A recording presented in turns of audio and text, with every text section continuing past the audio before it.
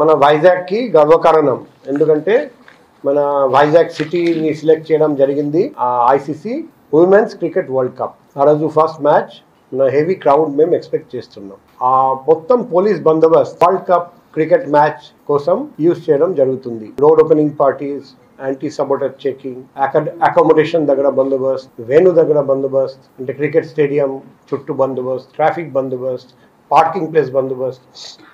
Public పొద్దున నుండి రావడం మొదలు పెడతారండి, రాత్రి వరకు మ్యాచ్ జరుగుతుంది. సో మన వైజాగ్ సిటీ ప్రెస్టీజ్ ఈ ఈవెంట్తో లింక్ ఉంది. ఆ రోజు ఎక్కడైనా ఒక చిన్న పొరపాటు జరిగితే మన సిటీ ప్రెస్టీజ్కి డ్యామేజ్ జరుగుతుంది. కాబట్టి మన సిటీలో ఆ రోజు ఎటువంటి అవాంఛనీయ సంఘటన జరగకూడదు. మేము ప్రత్యక్షంగా ఎఫర్ట్ పెడుతున్నాం. ఆ పరిస్థితిలో ఆ రోజు పోలీస్ ఫోర్స్ అవైలబుల్గా లేనప్పుడు ఈ రోడ్ జర్నీ అబ్సల్యూట్లీ అనవసరం. మేము క్లియర్గా చెప్పాము. ఇప్పుడు లెటర్ పంపిస్తున్నాము. మొన్న కడూరులో ఏం జరిగింది మనకు తెలుసు. తమిళనాడులో 41 మంది చనిపోయారండి. తొక్కిసల్ట జరిగింది. ఎందుకు జరిగింది అది కూడా చూస్తే ఒక ముఖ్యమైన కారణం వచ్చేసి అక్కడ కెపాసిటీ తక్కువ కానీ ఎక్కువ మందిని రప్పించడం జరిగింది. దానివల్ల ఈ యాక్సిడెంట్ జరిగి అమూల్యమైన ప్రాణాలు 41 మంది చనిపోయారండి. ఇక్కడ కూడా మన అందరికీ తెలుసు ఈ జంక్షన్స్లో ఎంత స్పేస్ ఉంది. అక్కడ వేల మంది వస్తే అక్కడ తొక్కిసల్ట జరిగితే ఆ బాధ్యత ఎవరు వహిస్తాడు? ఒకవైపు సిటీలో ఒక ఇంటర్నేషనల్ ఈవెంట్ జరిగితే అప్పుడు ఈ రోడ్ జర్నీ మనకు అవసరమా? సో ఈ అంతా మనం ఆలోచించి మేము క్లియర్గా రాస్తున్నాం, వాళ్లకు లెటర్ ఇస్తున్నాం. మేము ఈ పర్మిషన్ కేటగిరికలీ డినై చేస్తున్నాం. రోడ్ జర్నీకి పర్మిషన్ వైజాగ్ సిటీ పోలీస్ ఇవ్వడం లేదు. సో ఒకవేళ ఆ ప్రోగ్రాం పెట్టాలంటే అది ఉంది అనకాపల్లి జిల్లాలో మకవాడ పాలెం. ఆ మకవాడ పాలెం వెళ్ళాలంటే ఈజీగా చాపర్ ద్వారా వెళ్ళొచ్చు. అక్కడ దిగడం, ప్రోగ్రామ్ అయిపోయిన తర్వాత అక్కడ నుండి వెళ్ళిపోవడం. ఇంతకుముందు కూడా ఫార్మర్ చీఫ్ మినిస్టర్ ప్రోగ్రామ్ వేరే చోట కూడా జరిగింది. అక్కడ కూడా చాపర్ ద్వారా రావడం, దిగడం, మళ్ళీ ప్రోగ్రామ్ అయిపోయినాక చాపర్ ఎక్కి వెళ్ళిపోవడం జరిగింది. రిక్వెస్ట్ కూడా చేశాము, ఇటువంటి రోడ్ ప్రోగ్రామ్ పెట్టకండి. ఇప్పుడు మీ ద్వారా మేము పబ్లిక్కి రిక్వెస్ట్ చేస్తున్నాం. ఆ ప్రోగ్రామ్కి ఎటువంటి పర్మిషన్ లేదు కాబట్టి దయచేసి రాకండి. ఎందుకంటే ఆ అసెంబ్లీ చట్ట విరుద్ధంగా జరుగుతుంది.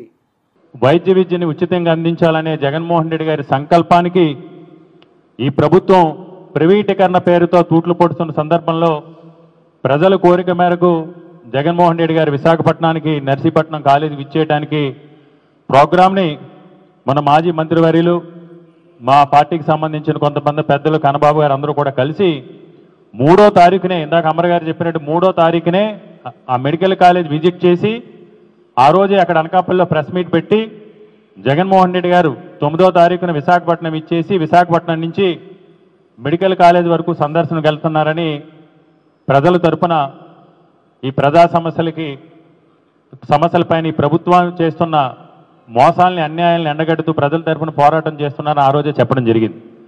ఈరోజు 5 రోజులు, సుమారు 4 రోజులు కాలయాపన చేసి ఆ రోజు అనకాపల్లి జిల్లా అధ్యక్షులు, మాజీ మంత్రివర్యులు అధికారులకి జగన్మోహన్ రెడ్డి గారు వస్తున్నారనే సమాచారాన్ని లిఖితపూర్వకంగా ఒక మాజీ ముఖ్యమంత్రి గారు వస్తున్నప్పుడు, ఒక ప్రతిపక్ష పార్టీ జాతీయ అధ్యక్షులు వస్తున్నప్పుడు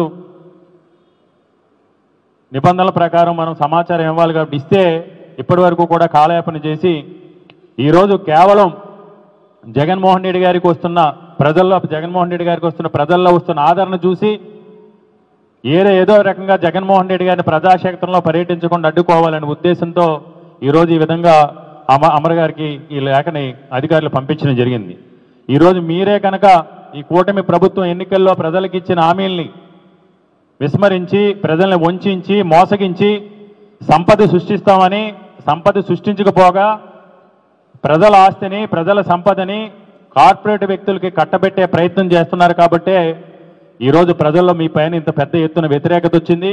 ప్రజల్లో ఇంత పెద్ద ఎత్తున వ్యతిరేకత ఉంది కాబట్టే ఈరోజు జగన్మోహన్ రెడ్డి గారు ఎక్కడికి వెళ్ళినా వేలాదిగా తండోపతండాలుగా ప్రజలు స్వచ్ఛందంగా తరలివచ్చి మద్దతు తెలుపుతున్నారు. ఈరోజు మీరే చెప్పారు స్వయంగా, ఇందాక అమర్ గారు చెప్పినట్టు జగన్మోహన్ రెడ్డి గారు వస్తే సుమారు 65,000 మంది పైచీలకు ఈరోజు ప్రజలు కానీ వైఎస్ఆర్ కాంగ్రెస్ పార్టీ అభిమానులు కానీ జగన్మోహన్ రెడ్డి గారు వెన్నంటి నడుస్తారు, దానికి మేము భద్రత కల్పించలేమని స్వయంగా పోలీస్ అధికారులే ఈరోజు ఒక ఉత్తరం రాయటం జరిగింది. అంటే దీన్ని బట్టి మీపై ఎంత వ్యతిరేకత ఉంది, ప్రతిపక్ష పార్టీ పైన ప్రజల్లో ఎంత నమ్మకం ఉంది అనేది ఈ సందర్భంగా మనకు తెలుస్తుంది. ఏది ఏమైనా ప్రజా సమస్యల కోసం ముఖ్యంగా ఉత్తరాంధ్ర ప్రాంతం పైన కూటమి ప్రభుత్వం అధికారంలోకి వచ్చిన తర్వాత ఏ విధంగా వివక్ష చూపిస్తున్నారనేది ప్రజలందరూ కూడా గ్రహించారు. ఇక్కడ ఉన్న ప్రభుత్వ భూముల్ని వేలాది కోట్ల రూపాయల ప్రభుత్వ భూముల్ని పప్పు బెల్లాల పంచిపెట్టే కార్యక్రమాలు కానీ, లేదంటే స్టీల్ ప్లాంట్కి సంబంధించి కానీ, బల్క్ డ్రగ్ పార్క్ సంబంధించి కానీ, ఏదైతే ఇక్కడ ఉన్న ప్రాజెక్టుల్ని నిర్వీర్యం చేసి అమరావతి మీద ప్రేమతో ఈ ప్రాంతాన్ని సవితి ప్రేమ చూపిస్తున్న విషయంలో కానీ ఉత్తరాంధ్ర ప్రాంత ప్రజలందరూ కూడా తీవ్రమైన వ్యతిరేకత ఈ ప్రభుత్వం పైన ఉన్నారు. మీరు ఎన్ని ఆటంకాలు సృష్టించినా, ఎన్ని అడ్డంకులు సృష్టించినా 9వ తారీఖున జగన్మోహన్ రెడ్డి గారు ప్రజల పక్షాన పోరాటం చేయటం కోసం విశాఖపట్నం వచ్చి తీరుతారు. విశాఖపట్నం నుంచి మీరు ఏ రకమైన ఆంక్షలు విధించినా, ఆటంకాలు సృష్టించినా జగన్మోహన్ రెడ్డి గారు ఆ రోజు మెడికల్ కాలేజీని సందర్శించి, ఆ మెడికల్ కాలేజీని సందర్శించిన తర్వాత ఈ కూటమి ప్రభుత్వం చేస్తున్న అన్యాయాల్ని, అక్రమాలపైన ఈ కూటమి ప్రభుత్వాన్ని ప్రశ్నిస్తారని మీ అందరూ కూడా తెలియజేసుకుంటూ, ఈ సందర్భంగా మేము ఒకటే పోలీస్ అధికారులను విజ్ఞప్తి చేస్తున్నాం. మీరు ఒత్తిళ్ళకి తలొగ్గి మీరు రాజ్యాంగాన్ని పక్కన పెట్టి ఇది రాచరిక పాలనలాగా ఈ విధంగా కట్టడి చేయడం అనేది మంచిది కాదు.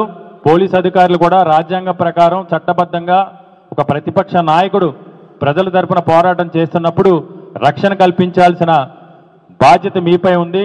ఇంతకుముందు ఇదే నెల్లూరు పర్యటనకి జగన్మోహన్ రెడ్డి గారు వెళ్తానన్నప్పుడు హెలికాప్టర్ 3 చోట్ల హెలికాప్టర్ పర్మిషన్ ఇవ్వకుండా అనేక రకాల ఆటంకాలు సృష్టించి కందకాలు తవ్వి రోడ్లు తవ్వి అసలు మనం ప్రజాస్వామ్యంలో ఉన్నామా లేకపోతే ఎక్కడైనా రాచరిక పాలన ఉన్నామా అనే విధంగా ఈ విధంగా వ్యవహరిస్తారని మేము తీవ్రంగా ఖండిస్తున్నాం.